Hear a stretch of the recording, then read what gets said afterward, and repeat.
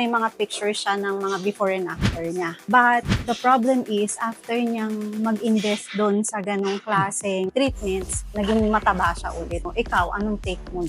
Well, as with anything else, yan kasi ngayon ang nauuso, no? Yung mga quick fix na mga slimming procedures.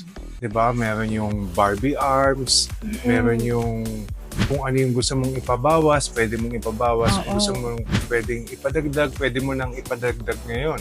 'Di ba? And sa simula, talagang makikita mong meron results. 'Di ba? Pero ang tanong, masusustain mo ba yun? Yes, oo.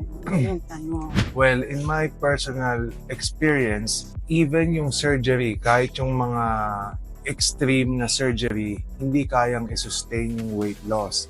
Let us always remember that it always takes a lifestyle change in order to fix the weight loss problem. Always remember that obesity is a lifelong disease. Once you're diagnosed with morbid obesity o sobrang pagtaba, habang buhay mo na yung dala-dala.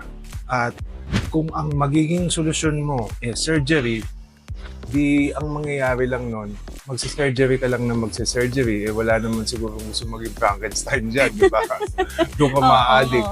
So, the cure itself is yung lifestyle change ba din? Lifestyle, Workout. yes. Kasi yun, kaya mong gawin for a lifetime.